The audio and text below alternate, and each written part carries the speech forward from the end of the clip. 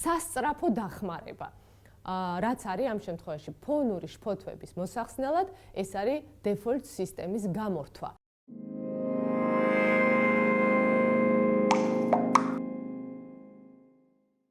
ფონური დეპრესია, ანუ დეპრესია, რომელიც შეიძლება არ არის გამოვლინებული ძალიან მძიმედ, მაგრამ როგორც ფონი, აი ესე დევს, ხო, ადევს ჩვენს ფსიქიკას, ჩვენს განწყობას, რა არის ეს უხასიათობა, ესეთი მელანქოლია გარკვეულწილად, დაღლილობა ძალიან ხშირად გამოიხატება ხოლმე დაღლილობაში და ესეთი რაღაცა მსუბუქი გამოვლინებები დეპრესიის.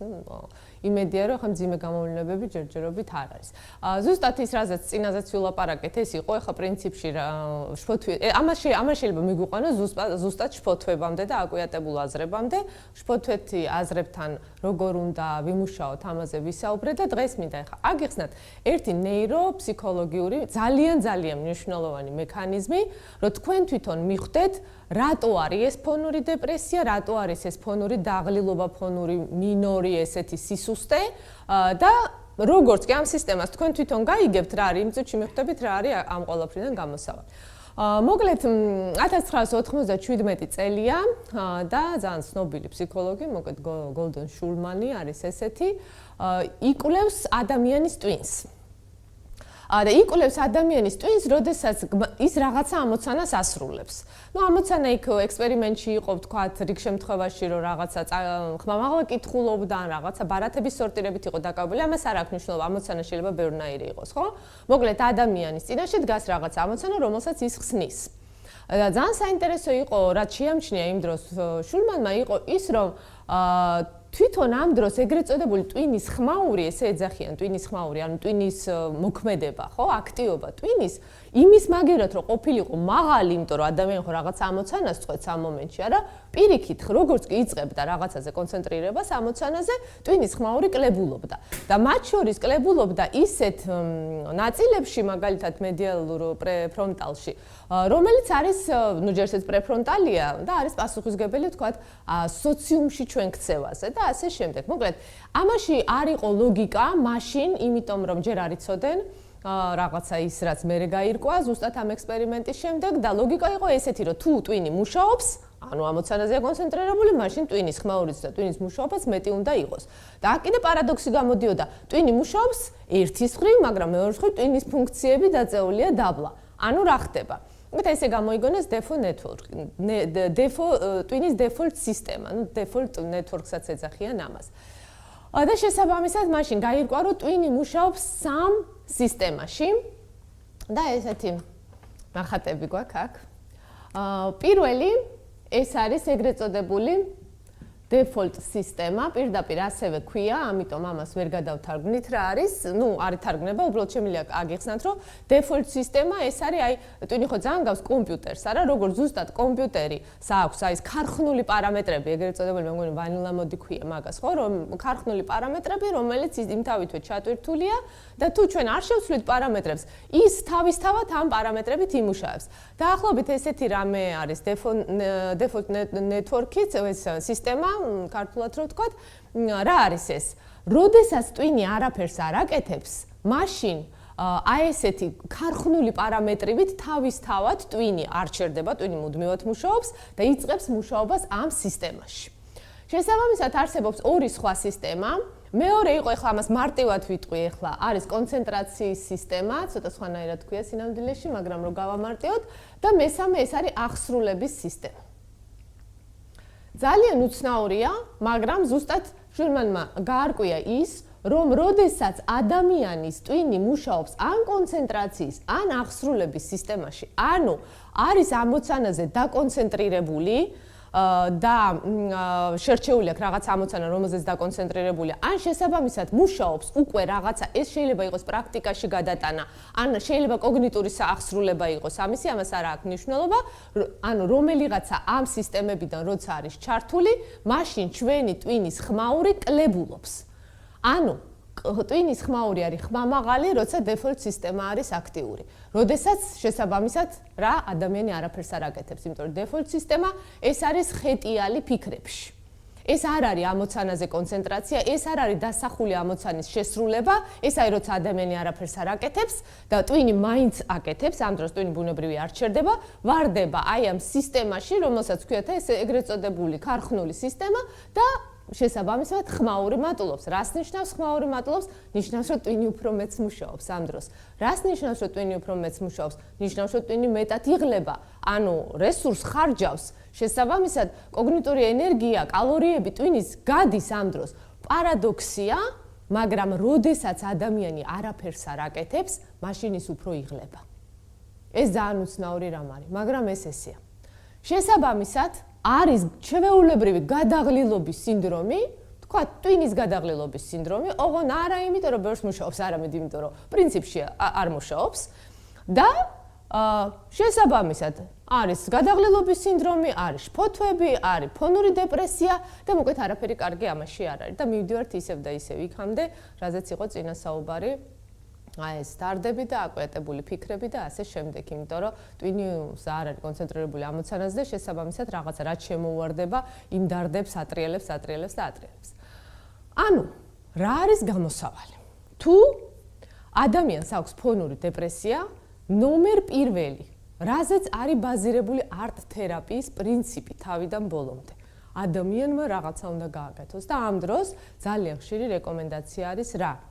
აი მაგალითად მანუალური საქმე, ანუ აი ხელით რაც კეთდება, ისეთი ტიპის საქმეები. რა არის ეს? ნებისმიერი ტიპის ხელსაქმე.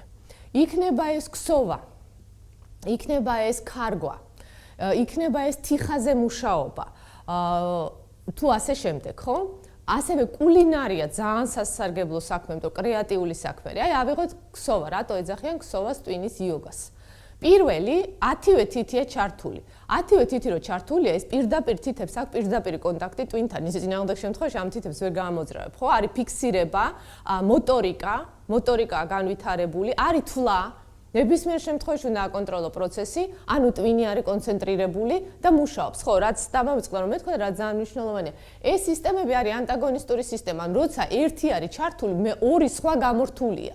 ანუ ესენი ერთად ვერ ფუნქციონირებენ. ანუ როდესაც შენ ამას ჩართავ, ბუნებრივად გამოირთვება ორი სხვა და პირიქით, ანუ ნებისმიერი ერთის ჩართვით ორი სხვა გამოირთვება. ეხლა ქსოვა, ხო, მეორე ფაქტურული ძაფი, რატომ არის აი ვინც ქსოვა იცის? ის დამეთანხმება, რომ სასიამოვნო ძაფით მუშაობა გარკვეულ დადებით ემოციებს იძლევა, იმიტომ რომ კინესთეტიკა შემოდის როგორც დამატებითი ფაქტორი, შემოდის მოტორიკა, ძალიან ბევრი ფაქტორები. ასევე მუშაობთ ფერებთან, ვართ შემქმნელები, ანუ კრეატორი ხარ თვითონ, ხედავ შედეგს შენსას, არის არაჩვეულებრივი კონცენტრაციისთვის, არაჩვეულებრივი საქმიანობა, ძალიან ავარჯიშებს კონცენტრაციას და ნუ სასარგებლო ბოლო-ბოლო ასე ჯემს მოიქცევთ რა. მარტივად რო ვთქვა. იგივე პრინციპი არის ქარგვაც. კიდევ უფრო რუტინული და აი ყველა თითეული იმის გამოყვანა არის საჭირო, ხო? თიხაზე მუშაობა, პლასტელინი იქნება თუ თიხა იქნება.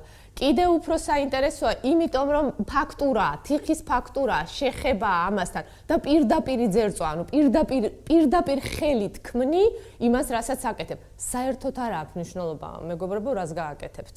ხო გესმის, რაღაცა უნდა დაისახო მიზანი და ყველა ადამიანი არის მქარგველიც, ქსოველიც, მოქანდაკეც თუ უნდა. თავისი წარმოსახვა ყველა ადამიანს აქვს. ასევე ძალიან საინტერესოა ხატვა, ხო? არტ-თერაპიის ერთ-ერთი ყველაზე ისეთი გლობალური მიმართულება არის ხატვა. აქ რა არის? ანუ ისევ და ისევ ჯერ ესერთი პირდაპირ სურათ ხატები გამოდის და პირდაპირი კონტაქტია ჩვენ არაცნობიერთან, ანუ ჩვენი არაცნობიერიდან როგორც წესი ჩვენი არაცნობიერიდან წამოსული ხატებით ხატავთ, ფერებთან გვაქვს ურთიერთობა. აი პირდაპირ ხანდახან არის ხოლმე რომ ღრმა დეპრესიების დროს არის ესეთი ჩივილები, კვლევები აჩვენებს, რომ ადამიანს გამოსვლა უნდა ამ მდგომარეობიდან ძალიან ხშირად ფერებს ხედავს, პირდაპირ ფერებად ხედავს და ძალიან ხშირად ამ დროს იწყებს. ნუ ძალიან ხშირად არა, მაგრამ არის შემთხვევები, რომ როცა ფერების აღქმას იწყებენ, აი გამძაფრებულად ადამიანი იწყებს ხატვას, ხო? და იცით თქვენ რომ ეხლა ნუ ხატვა ფსიქოლოგიაში ძალიან აღიარებული საკითხია. გარდა ამისა, ფიზიკური ვარჯიშები და ფიზიკური დატვირთვები და განსაკუთრებით იოგა. ეხლა რა ხდება ამ დროს? აი მაგალითად ავიღოთ ერთ-ერთი შფოთვითი გამოვლინება, ეს არის აი ყველაზე დაბალი ჩაკრა, რომელიც არის პირველი ჩაკრა, რომელიც გლობალურ უსაფრთხოებაზეა პასუხისმგებელი და მისი დარღვევის შემთხვევაში შიშებია. ადამიანს აქვს შიშები, მაგალითად სიკვდილის შიში, სიცოცხლის უსაფრთხოების შიში და ასე შემდეგ, ხო, დაუცველობის შიში. და როგორც წესი, ბირთვი ამ შეგრძნების არის მუცელში. სხვადასხვა ჩაკრების ბირთვები არის სხვადასხვა ადგილებში, ხო და ძალიან ხშირად ფსიქოლოგს თუ ეტყვით სადაგ აქ ეს შეგრძნება და ეტყვით რომ მუცელში, გეტყვის რომ ეს არის შიში, როგორც წესი, ხო, აგრესია შეიძლება იყოს ხელებში, ყბებში და ასე შემდეგ. აი ამ დროს პირდაპირი რეკომენდაცია არის მაგალითად პრესის ვარჯიშის. რა ხდება და თუ კარგი ინსტრუქტორია, ინსტრუქტორი, რომელიც მათ შორის იოგის ინსტრუქტორიც ან არა მარტო იოგა, რომელმაც იცის ეს პრინციპები, რამდენად დაკავშირებულია ფსიქოლოგია სხეულთან, ეს ხო ერთი და იგივეა.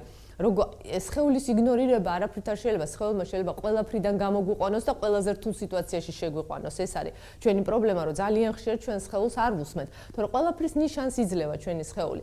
თუ ინსტრუქტორმა იცის ეს პრინციპი ძალიან კარგად, მაშინ ის აუცილებლად გეტყვით სწორად როგორ უნდა მიმართოთ თქვენი კონცენტრაცია, ანუ როგორ უნდა ჩართოთ კონცენტრაციის სისტემა. შესაბამისად, გამორთოთ დეფოლტ სისტემა. და როგორ უნდა მიმართოთ ეს ყველაფერი აქ, ავარჯიშოთ პრესები და აუცილებლად ეს დაიკლებს შფოთვები შიშებზე ვარჯიშის, თქვენ წარმოიდგინეთ ფსიქოლოგიური ვარჯიშის, ანუ ფსიქოლოგიურად დაძლევის, შიშების ფსიქოლოგიურად დაძლევის მექანიზმი არის პრესის ვარჯიში. ეს ძალიან უცნაურია, მაგრამ ასე. და თითოეულ კუნთს აქვს თავისი დატვირთვა. ამიტომ ჩვენ ახლა ახალი წლიდან საერთოდ ვაპირებთ, ძალიან დიდი პროექტი გვაქვს, რომელმაც ხელი შეგვიშალა, მაგრამ ამ კორონას გამო, მაგრამ აუცილებლად უნდა განვახორციელოთ, იმიტომ რომ ძალიან დეტალურად შევისწავლეთ ეს საკითხი, ზუსტად სხეულის ჩართულობა დეპრესიასთან ბრძოლაში და აი ზოგადად არაპროდუქტიულ შეგრძნებებთან და ფიქრებთან ბრძოლაში და საერთოდაც ეს ძალიან ჯანმრთელი პროცესია ნებისმიერი ადამიანისთვის.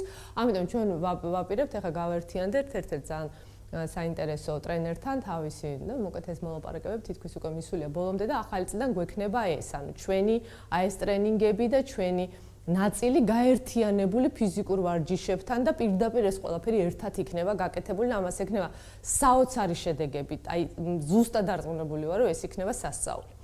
ესე იგი, სადამდე მივე?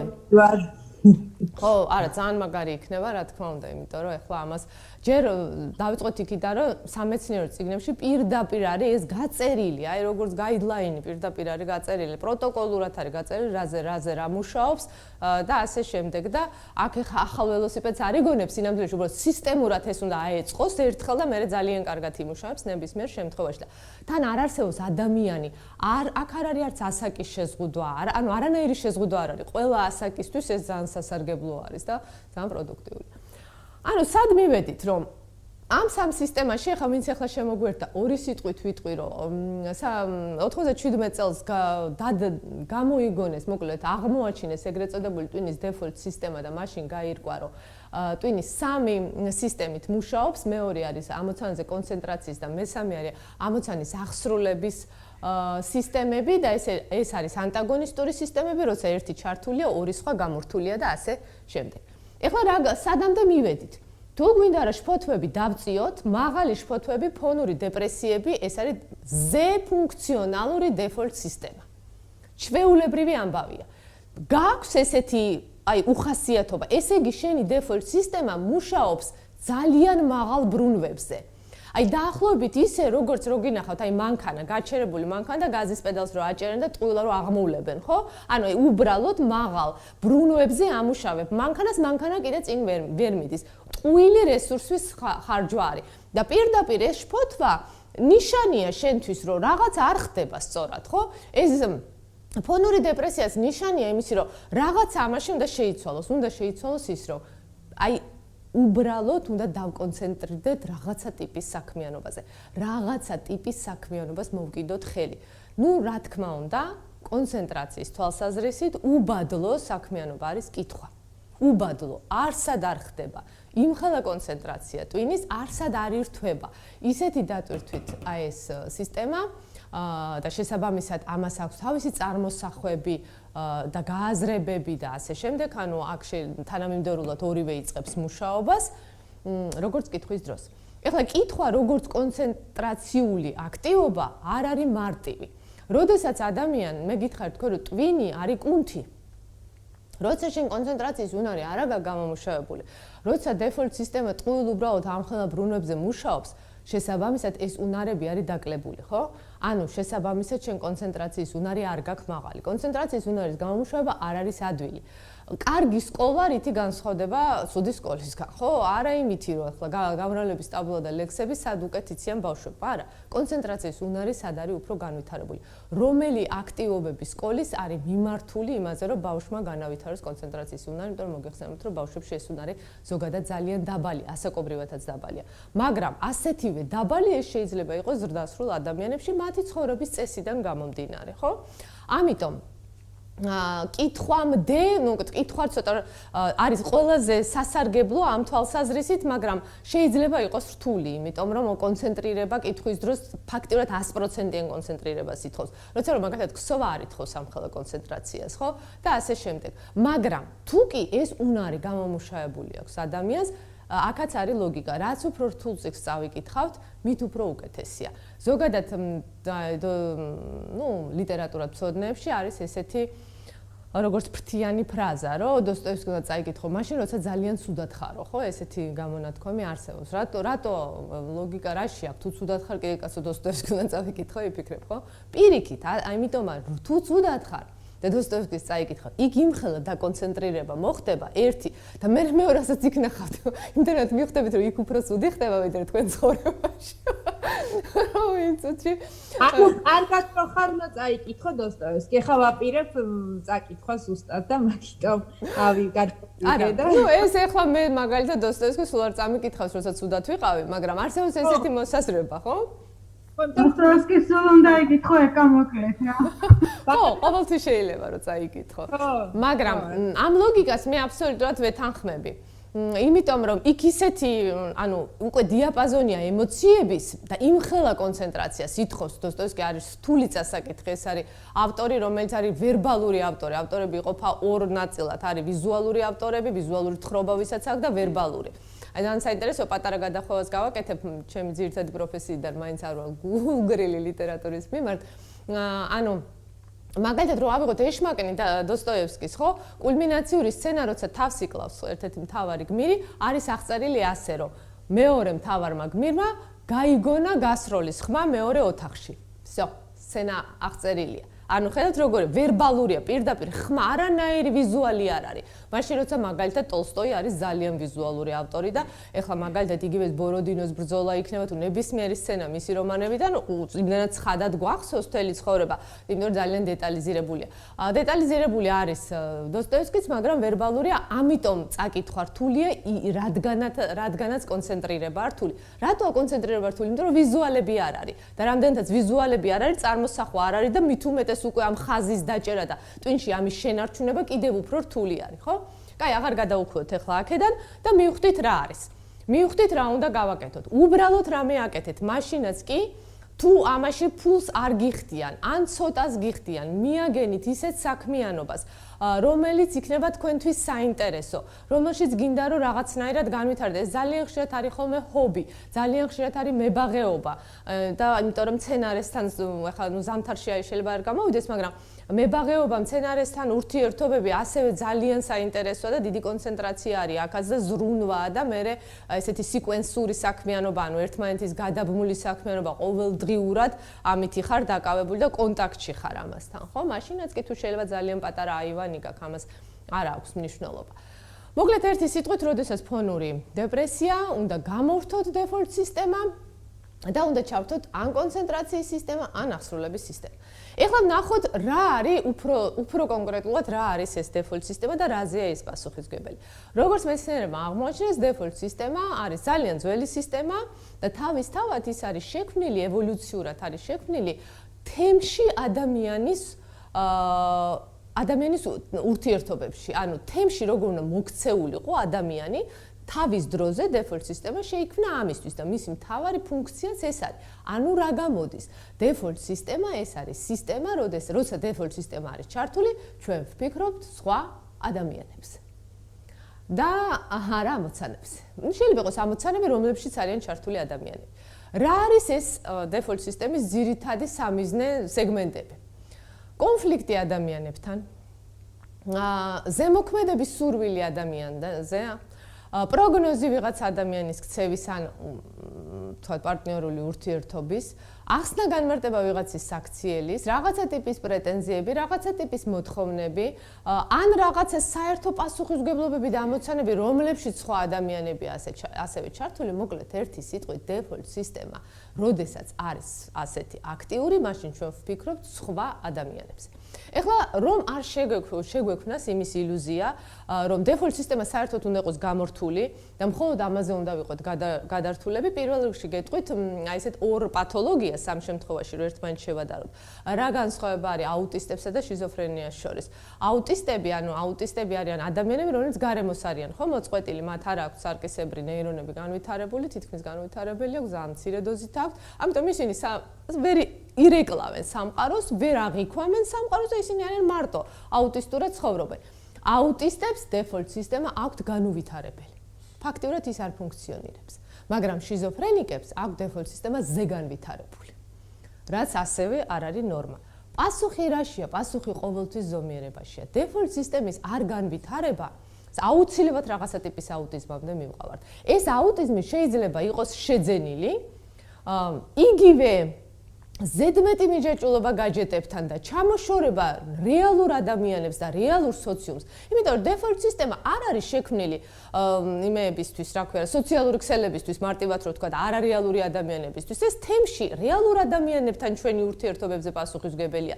და როდესაც ეს რეალობა ჩანაცვლებულია არარეალობით, მაშინ უკვე დეფოლტ სისტემაც მოშლილია მთლიანად. ანუ ისაც თავისი სწორი მიმართულებით ვეღარ მუშაობს, ხო?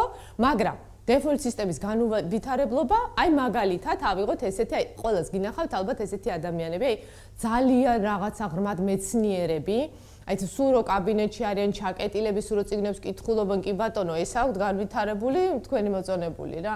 მაგრამ ადამიანებთან ურთიერთობის გამოცდილება უკვე აღარ აქვთ. ამ ადამიანებს არიან ესეთები, ხო, გვინახავს ახლა ყველას ესეთი გენიოსები, რომელსაც უბრალოდ ვერ დაელაპარაკები. აბსოლუტური ის არის რაღაც კომუნიკაციაში ვერ შეხვალ ამ ადამიანთან და გარიყულია მთლიანად ცხოვრებას. რას ნიშნავს? დეფოლტ სისტემა განუვითარებელი, არაფერი კარგი ამაში არ არის. ახლა რა თქმა უნდა, ეს კატეგორია დღესდღეობით ბევრად უფრო მცირეა, ვიდრე ის კატეგორია, რომელსაც დეფოლტ სისტემა ზედმეტადაა განვითარებული. რა თქმა უნდა, იმიტომ რომ 21 საუკუნეში ეს არის პრობლემა. და არა მეცნიერებაში ღრმად წასვლა არის პრობლემა. გლობალური პრობლემა ეს არის, ბუნებრივია.